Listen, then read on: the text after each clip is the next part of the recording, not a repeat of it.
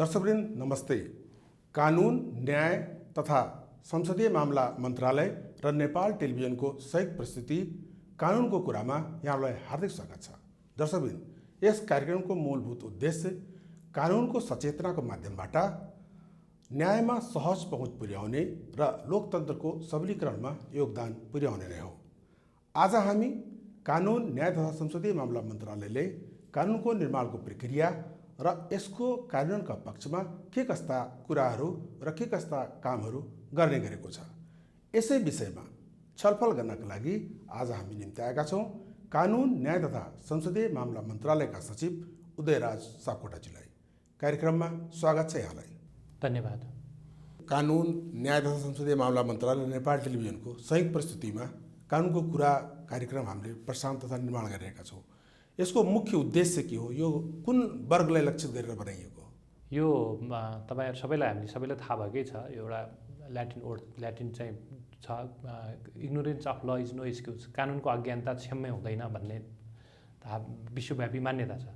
त्यो बमोजिम नेपालमा निर्माण भएका कानुनहरू कुन कानुनहरू कसरी कार्यान्वयनमा रहेका छन्, ती विषयहरूमा के विषय समावेश भएका छन्, ती कुन कानुनहरू उल्लङ्घन गर्नु हुँदैन, कुन कानुन उल्लङ्घन गरेमा के कस्ता सजायको व्यवस्था छन् र कुनै पनि नागरिकले कुनै सेवा सुविधा प्राप्त गर्नुपर्ने अवस्थामा कहाँ जानुपर्छ, कस्तो कानुनी व्यवस्था छ, के कस्ता व्यवस्थाहरू पालना गर्दाखेरि उहाँहरूले आफ्नो सेवा सुविधाहरू पाउन सक्नुहुन्छ, ती सबै व्यवस्थाहरू राख्नको निम्ति भनेर हामीले आर्थिक वर्ष 2076-77 देखि यो कार्यक्रमहरू सुरुवात गरेका हौँ। यो हामीले सुरुवात गर्नुको मुख्य उद्देश्य चाहिँ हामीले दूरदराजमा नेपालमा बसेका दूरदराजमा बसेका नागरिकहरूलाई पनि कानुनको बारेमा जानकारी दिने हो। जानकारी दिनुको मतलब यी विषयहरू पालना गर्दाखेरि हामीले आफ्नो जुन कानुनको शासन परिपालन गर्ने हुन्छ, कानुनको शासन कायम गर्ने देशमा हुन्छ, त्यो कायमलाई चाहिँ हामीले कायम गर्न खोजेको हो। हजुर, अब जस्तो कि कानुनका कुरा हामी विषयवस्तुतिर लागौँ। यो नेपालको संविधानमा मौलिक हकको अधिकारका कुराहरू उल्लेख गरिएको छ, जसलाई के भनिएको छ भने यो कानुनअनुसार प्रदत्त गरिनेछ, प्रदान गरिनेछ। यो कानुनअनुसार भनिएको कुरा, यसका लागि चाहिँ मन्त्रालयले खास गरी के कसरी कामहरू अगाडि बढाइरहेको छ र यसका लागि चाहिँ विशेष कामहरू के भइरहेका छन्?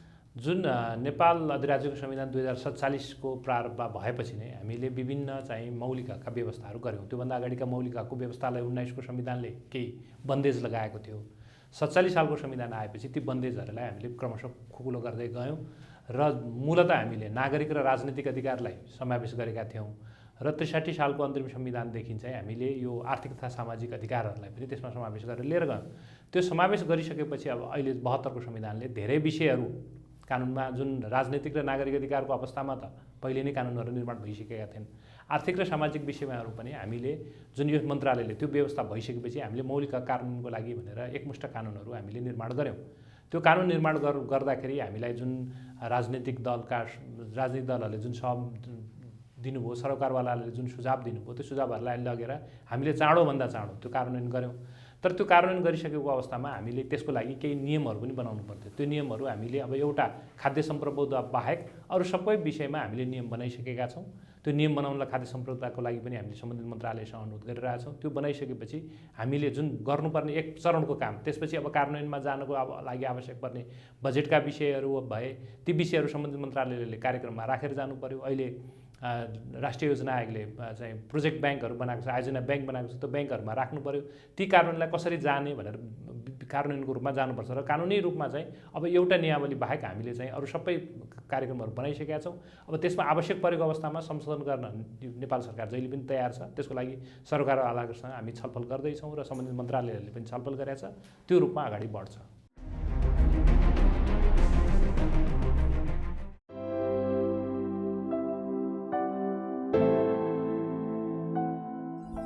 कतै नै मामा बजार जान लाग्यो हजुर, पानी दिनुहोस् न।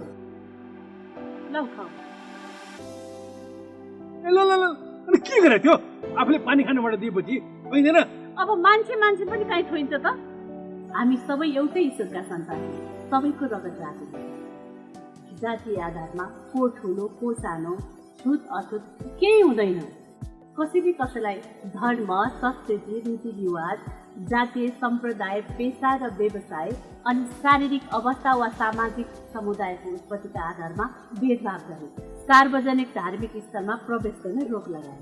पानी पँधेरो प्रयोग गर्न वञ्चित गरेमा त्यस्तो कार्यलाई कानुनले अपराध मानेको छ।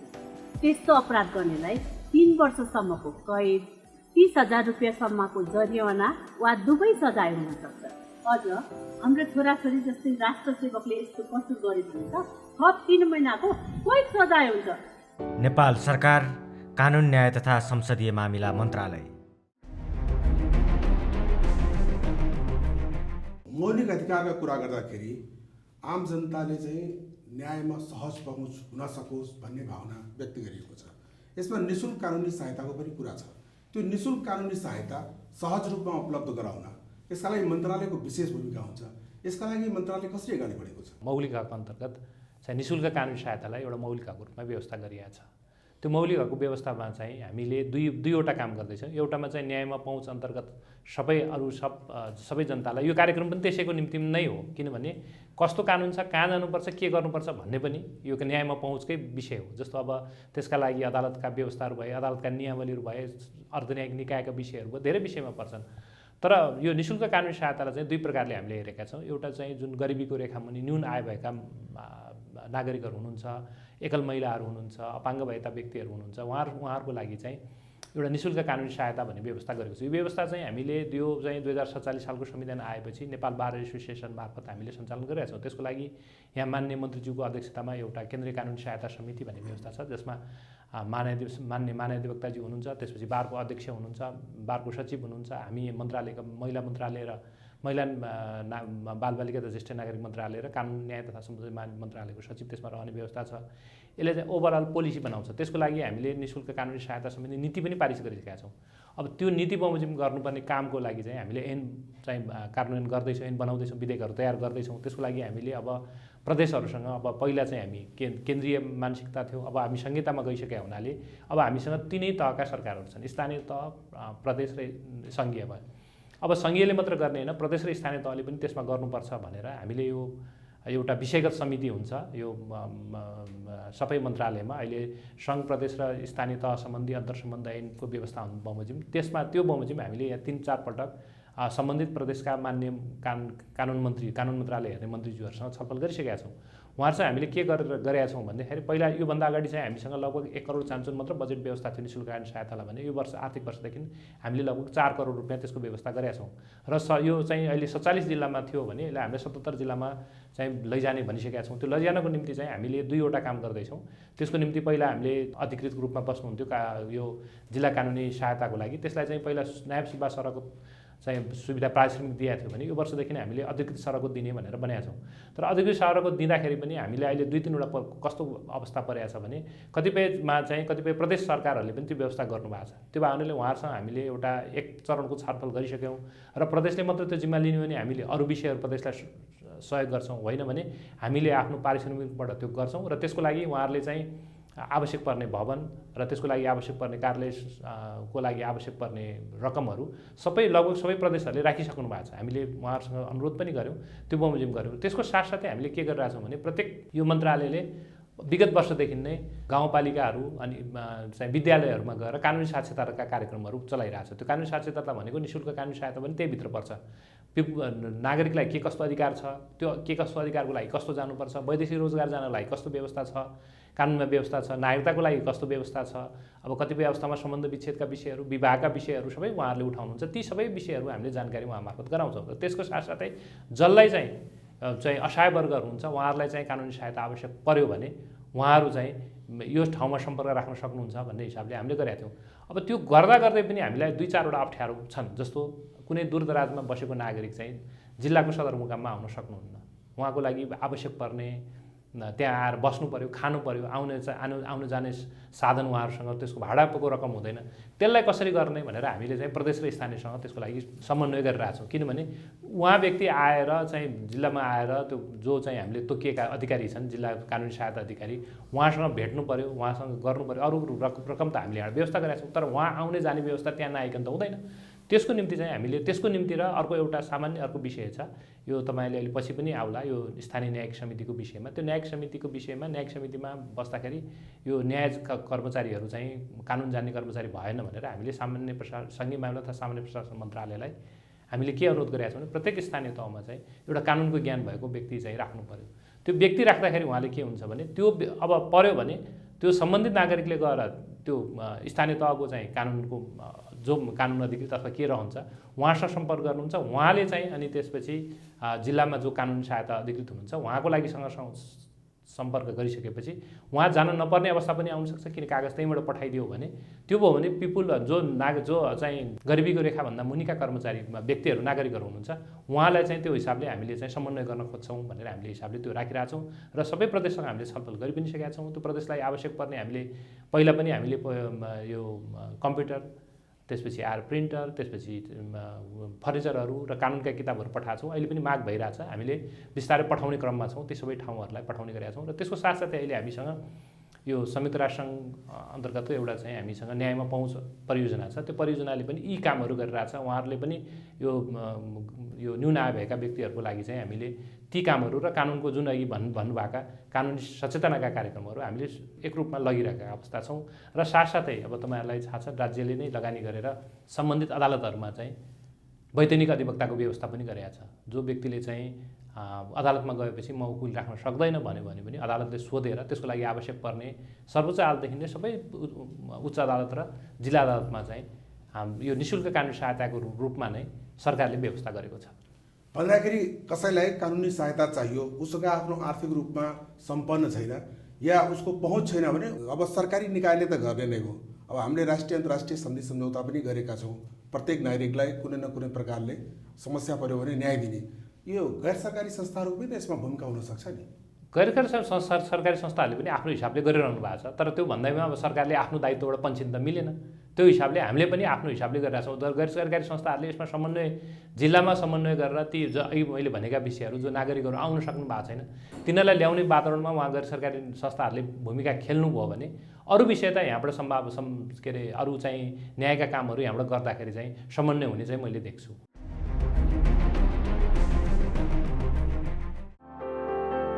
Good morning miss.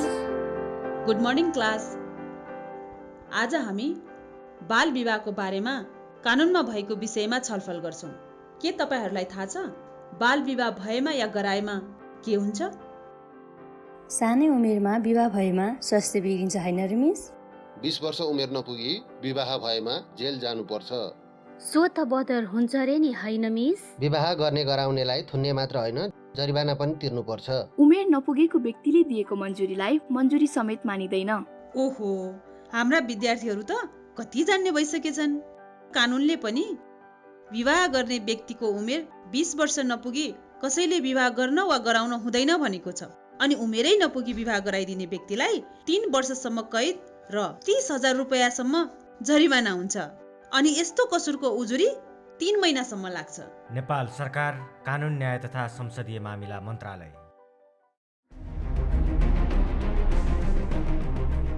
अहिले हाम्रो मुलुकको संरचना सङ्घीय, प्रदेश र स्थानीय तहको 3 चरणमा अहिले सरकारले काम गरेको छ र यो तीनै तहको लागि विभिन्न कानुनहरू बनेका छन्। स्थानीय तहमा खास गरी सामान्य विवादहरू समाधानका लागि न्यायिक समिति गठन गरिएको व्यवस्था गरिएको छ। त्यो न्यायिक समितिहरूले पनि गाउँघरमा झै झगडा भयो, सामाजिक रूपमा कुनै किसिमका समस्याहरू उत्पन्न भयो भने उसले काम गरिरहेको छ, त्यहाँ न्यायमा सहज पहुँच पुर्याइरहेको छ। न्यायिक समितिले न्याय प्रदान गर्दाखेरि उसले आफ्नो हिसाबले गरेको छ। त्यसलाई सुदृढीकरण गर्नलाई मन्त्रालयले खास के कस्तो कामहरू गरिरहेको छ? हामीले विगतदेखि नै अब जुन नेपालको संविधान प्रारम्भ भएपछि र स्थानीय सरकार सञ्चालन ऐन बनिसकेपछि त्यसमा केही विषयहरू चाहिँ स्थानीय न्यायिक समितिले हेर्ने भन्ने व्यवस्था गरियो। त्यो व्यवस्था गरिसकेपछि सम्बन्धित गाउँपालिकाको चाहिँ उपाध्यक्ष र यता चाहिँ नगरपालिकाको उपप्रमुखको संयोजकतामा चाहिँ न्यायिक समिति गठन भएको छ। अब न्यायिक समिति भनेको उहाँहरू चाहिँ सबै राजनीतिक व्यक्तित्वहरू हुनुभयो। उहाँहरूलाई कानुनको बारेमा त्यति ज्ञान नहुन सक्छ, प्रक्रियाका बारेमा जानकारी नहुन सक्छ भनेर हामीले विगतदेखि नै उहाँहरूसँग चाहिँ विभिन्न चरणमा हामीले अन्तर्क्रिया कार्यक्रमहरू गऱ्यौँ। अन्तर्क्रियाबाट केही देखियो भने उहाँहरूलाई केही पाठ्य सामग्रीहरू उपलब्ध गराइदिने, केहीका ढाँचाहरू उपलब्ध गराइदिने भन्ने हिसाबले त्यो पनि हामीले केही रूपमा तयार गऱ्यौँ। र अहिले चाहिँ हामीले सङ्घीय मामिला तथा सामान्य यी काम धेरै चाहिँ सङ्घीय मामिला तथा सामान्य प्रशासन मन्त्रालयले गरिरहेछ। तैपनि हामीले के गर्यौँ भने त्यहाँ कानुन जान्ने व्यक्तिहरू भएनन्। उहाँहरू सबै हामी जुन जिल्लामा हाम्रा साथीहरू जानुभयो र स्थानीय तहका चाहिँ न्यायिक समितिका पदाधिकारीसँग छलफल गर्नुभयो। छलफल गर्दाखेरि उहाँहरूले हामीलाई कानुनको एकजना मान्छे चाहिँ चाहियो, हामीले सकेनौँ भनेपछि अहिले चाहिँ तपाईँलाई थाहा छ महानगरपालिका उपमहानगरपालिकाहरूमा चाहिँ कानुनका व्यवस्था, कतिपय नगरपालिकामा पनि कानुनका कर्मचारीहरू रहेका छन्, लोकसेवाबाट नै पदपूर्ति भएर आएका पनि छन्, त्यहाँ पनि भइरहेको छ। तर कतिपय जिल्ला यो गाउँ विकास समिति गाउँपालिका र नगरपालिकामा नभएको अवस्थामा चाहिँ उहाँहरूले आफैले राख्नु भएको छ। तर कतिपय अवस्थामा चाहिँ यो आर्थिक अनुशासनको कुरामा चाहिँ यो महालेखा परीक्षकले चाहिँ प्रश्न उठाएको छ, खै तपाईँहरूले कहाँबाट राख्नु पाउने हुने व्यवस्था गरिएको छ भन्ने आएपछि हामीलाई पनि त्यो आयो र हामीले सङ्घीय मामिला तथा सामान्य प्रशासन मन्त्रालयमा यो चाहिँ कानुनको चाहिँ जानकार भएको व्यक्ति चाहिँ राखिदिनुहोस् भनेर भनेको। र अहिले योभन्दा अघिल्लो आर्थिक वर्षको बजेट वक्तव्यमा हेर्नुभयो भने सुरुको जेठ 15 गते बजेट वक्तव्यमा चाहिँ प्रबन्ध गरिनेछ भन्ने हिसाबले चाहिँ त्यहाँ पनि राखिएको थियो। अब हामीले चाहिँ सङ्घीय मामला तथा सामान्य प्रशासन मन्त्रालयसँग छलफल गरिरहेका छौँ। उहाँहरूले त्यो अब कुन रूपमा जाने हो, त्यसको निम्ति अब आर्थिक व्यवहार पर्छ, कसरी गर्ने हो, हामीले चाहिँ राखिरहेका छौँ। सक्छ भने आफ्नै दायित्व आफ्नै चाहिँ आर्थिक स्रोतले सक्छ भने पहिला ती आर्थिक स्रोतहरूले सक्ने गाउँपालिका नगरपालिकाहरूलाई राख्न दिउँ, त्यसपछि चाहिँ नसक्नेहरूलाई पछि सशर्त रूपमा यहाँबाट जान सकिन्छ भने त्यो रूपमा राखौँ भन्ने एउटा हामीले गऱ्यौँ। र अब अहिले उहाँहरू 4 वर्ष 4.5 वर्षभन्दा बढी उहाँहरूको अवधि भइसक्यो। त्यसपछि भएको हुनाले अब यो वर्ष चाहिँ हामीले अलिकति के गरिरहेछौँ भने उहाँहरूको यो गएको अवधिको चाहिँ अनुभव कस्तो रह्यो भनेर हामीले एउटा यहाँ चाहिँ प्रश्न उत्तर एउटा क्वेसन आवर डेभलप गरेका छौँ। हामीले केही साथीहरूले गएर भरेर पनि आइसक्नुभयो र हामी अब केही साथीहरूसँग सङ्घीय मामिला मन्त्रालय मार्फत चाहिँ हामीले पठाउँदैछौँ र त्यसको आधारमा अब आउने चाहिँ जुन पदाधिकारीहरू हुन्छ उहाँहरूलाई कस्तो खालको तालिम, कस्तो खालको चाहिँ कानुनी व्यवस्था गरिदिनु पर्यो भन्ने हिसाबको हामीले एउटा प्रश्न उत्तर हामीले तयार गरिसकेका छौँ। कानुन मन्त्रालयले तयार गरिसकेका छ, यस मन्त्रालयले। अब हामी त्यसलाई चाहिँ अन्तिम रूप दिएर पठाउनेछौँ। त्यसको निम्ति केही हामीले स्याम्पल टेस्ट पनि गऱ्यौँ केही उसमा, र केही कुरा फेरि सुधार गर्नुपर्ने देखिया हुनाले गरेका छौँ। र उहाँहरूको महत्त्वपूर्ण कुरा चाहिँ भनेको उहाँहरूले दुईवटा हिसाबले गर्न सक्नुहुन्छ। एउटा मेलमिलापको तर्फबाट गर्न सक्नुहुन्छ, अर्को निर्णयको प्रक्रियाबाट गर्न सक्नुहुन्छ। र उहाँहरूलाई पनि के भने धेरैजना मान्छेहरू गएर, जस्तो गैर सरकारी निकायहरू पनि गए होइन, प्रदेश पनि गएको छ, सङ्घ पनि गएको छ, त्यसपछि आएर अदालत जिल्ला अदालतबाट पनि गएको छ, सरकारी वकिलबाट पनि गएको छ। धेरै ठाउँबाट आउँदाखेरि प्रक्रियाको बारेमा कसैले धेरै प्रक्रियागत रूपमा बताइदिनु भयो, कतिले चाहिँ निर्णयको रूपमा बताइदिनु भयो। त्यो भावनाले एउटै अब जसरी हुन्छ जसले गएर दियो भने पनि एउटै प्रारूपमा जानुपर्छ भन्ने हिसाबले हामीले त्यसको एउटा गाइडलाइन्स, हामीले एउटा मापदण्ड बनाउन कोसिस गरिरहेछौँ। त्यसको लागि सङ्घीय मामला सामान्य प्रशासन मन्त्रालय, हामी मन्त्रालय, राष्ट्रिय न्यायिक प्रतिष्ठान र चाहिँ प्रशासनका सुशासन केन्द्रहरू बसेर हामीले चाहिँ एउटा बनाउँदैछौँ। र अब आउँदाखेरिको अवस्थामा उहाँहरूले के गर्नुपर्छ भन्ने कुराको एउटा हामीले कार्यविधि अथवा मापदण्ड एउटा बनाइदिन्छौँ। त्यो मापदण्ड अनुसार गर्नुभयो भने उहाँहरूलाई सहिलो हुन्छ। किनभने नत्र उहाँहरूलाई पनि अप्ठ्यारो के छ भने एउटाले गएर अर्को एउटा एक थोक भनिदिन्छ, अर्को गएर अर्को थोक भनिदिन्छ। अब हामी पनि सबै गाउँपालिका र नगरपालिकामा पुग्न सक्दैनौँ। त्यही भएर हामीले योपालिको कार्यक्रमलाई अलिकति परिवर्तन गर्न खोजेका के छौँ भने प्रदेशमा सुशासन केन्द्रहरू छ, त्यो सुशासन केन्द्रको कार्यक्रममा यी विषयहरू राखेर हामीले चाहिँ त्यहाँ गएर चाहिँ हामीले प्रशिक्षण कार्यक्रम सञ्चालन गर्छ, टिओटी भन्छौँ। त्यहाँ को व्यक्तित्व हुनुहुन्छ, जस्तो प्रदेशका व्यक्तिहरू हुनु होला, प्रदेशमा हाम्रै कानुनका साथीहरू पनि हुनुहुन्छ, बाहिरका चाहिँ अधिवक्ताज्यूहरू पनि हुनुहुन्छ र समाजशास्त्री पनि हुनुहुन्छ। उहाँहरूलाई हामीले एउटा प्रशिक्षण दिन्छौँ। त्यो प्रशिक्षणको आधारमा उहाँहरूले गएर कार्यक्रम गर्नुभयो भने र हामीले त्यसको अनुगमन गऱ्यो भने यो कुरालाई चाहिँ हामीले अगाडि बढाउन सक्छौँ भन्ने हामीले चाहिँ धारणा लिएका छौँ। मुलुक चाहिँ विगतमा द्वन्द्वग्रस्त रह्यो। कैयौँ व्यक्तिहरू अहिले पनि सङ्क्रमणकालीन न्यायका खोजीमा छन्। ती सङ्क्रमणकालीन न्यायको जुन निचोडमा पुर्याउनु पर्ने काम हो, त्यसलाई मन्त्रालयले खास गरी कसरी यसलाई अगाडि बढाएको छ, के गरिरहेको छ? अब यो जुन यो विगत 15 वर्ष भइसक्यो यो विषय नै चाहिँ अब भनौँ न 63 सालको अन्तरिम संविधानले व्यवस्था गरेको। त्यस बेलामा तत्कालै 2टा आयोग गठन गरिने भन्ने विषय पनि भएको थियो। त्यो 2टा आयोग गठन गरिने विषय भएको भए तापनि 2टा आयोग अलिक ढिलै भयो र त्यसको चाहिँ एउटा कार्यकाल सकेपछि अहिले अर्को आयोगले काम गरिरहेको अवस्था छ। र अर्को आयोगले काम गरिरहेको छ र त्यसको अहिले चाहिँ बढीभन्दा बढी अहिले चाहिँ पहिला चाहिँ फाइलहरू मिलाउने यस्ता कामहरू भएका थियो भने अहिले चाहिँ पीडित परिचय पत्रहरू वितरण 2टै आयोगले गरिरहेको अवस्था छ। र अब केही कोभिड कारणले पनि केही कामहरू हुन सकेनन्।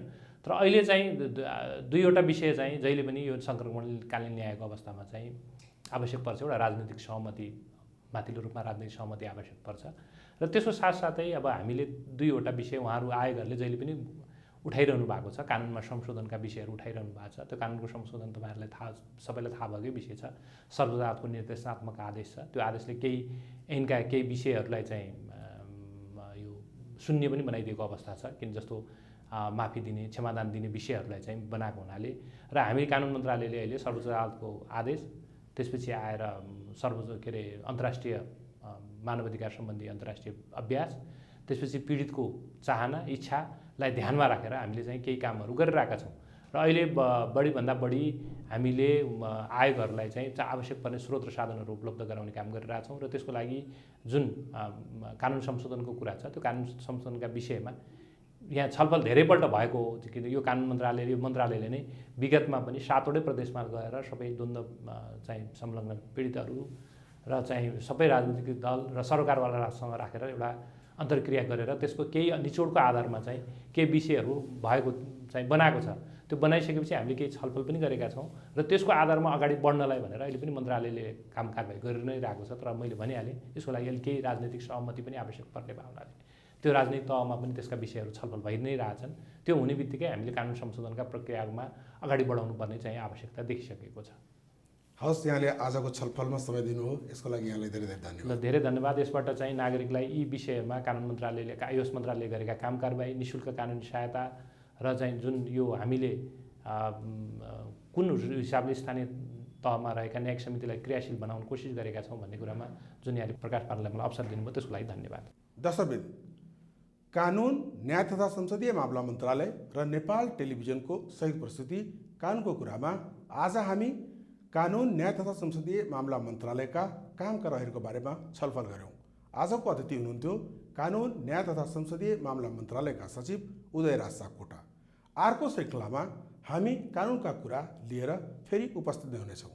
तबसम्मका लागि हामी सबैलाई बिदा दिनुहोस्। नमस्ते।